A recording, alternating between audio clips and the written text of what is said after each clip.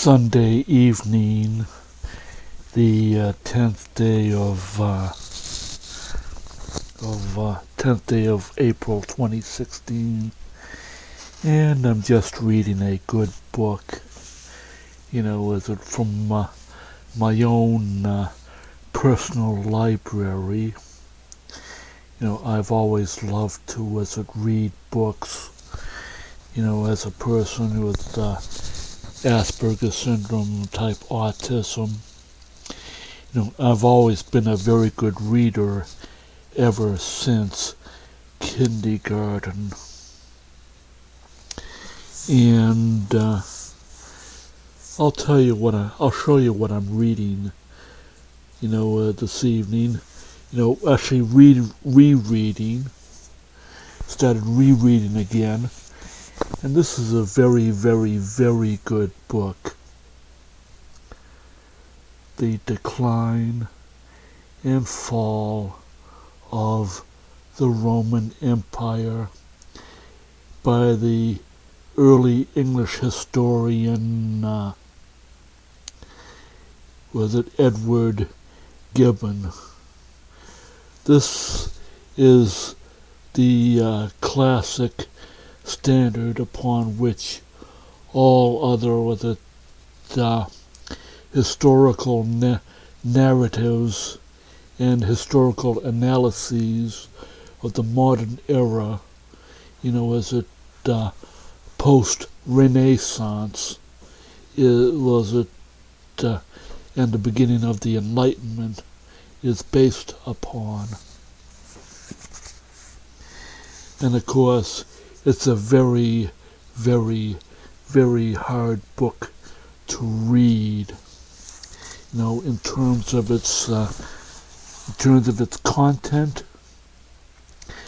the difficulty of the vocabulary, and its narrative style. And so was it. That this is just an example of some of the books that I have in my own personal library here at home. Most of my DVDs are, of course, here in that bookcase. But I also have other books with it that are very good reads. The history of the English-speaking peoples as recounted by Winston Spencer Churchill, is another good book to read. I also have books on science. My collection of books on astronomy is better than the collection of books that the Kelly Library here in my town of Salem, New Hampshire has on astronomy.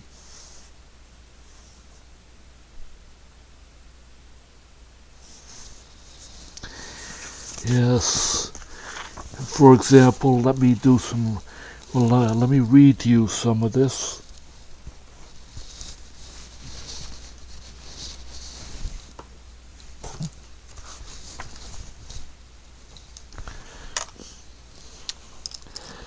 Okay, I'm in chapter 1.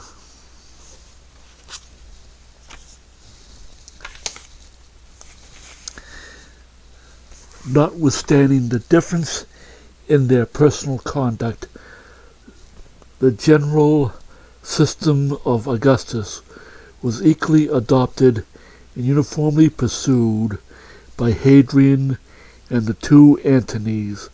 They persisted in the design of maintaining the dignity of the empire without attempting to enlarge its limits by every honorable expedient. They invited the friendship of the barbarians and endeavored to convince mankind that the Roman power raised above the temptation of conquest was actuated only by the love of order and justice. During a long period of 43 years, their virtuous labors were crowned with success, and if we except a few slight hostilities that served to exercise the legions of the frontier, the reigns of Hadrian and Antonius Pius offer the fair prospect of universal peace. The Roman name was revered among the most remote nations of the earth. The fiercest barbarians frequently submitted their differences to the arbitration of the emperor, and we are informed by a contemporary historian that he had seen ambassadors who were refused the honor which they came to solicit of being admitted into the ranks of subjects. The terror of the Roman arms added weight and dignity to the moderation of the emperors.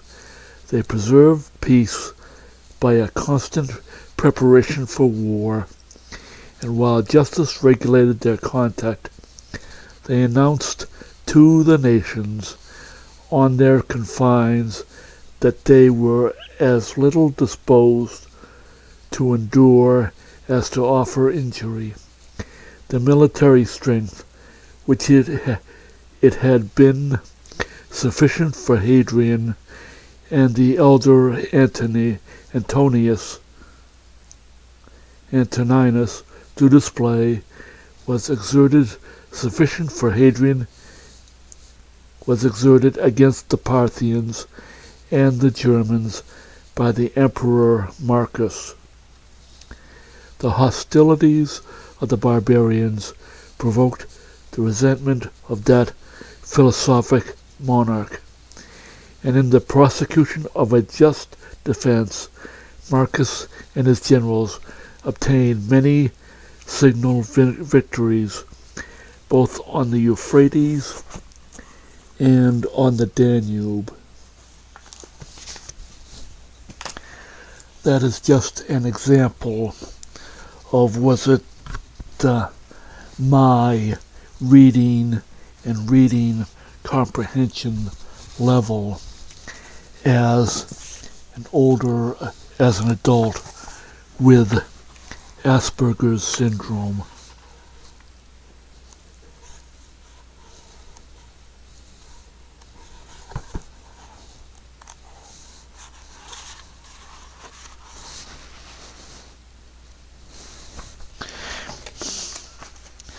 As I said, I've always loved to read. Reading is very, very important.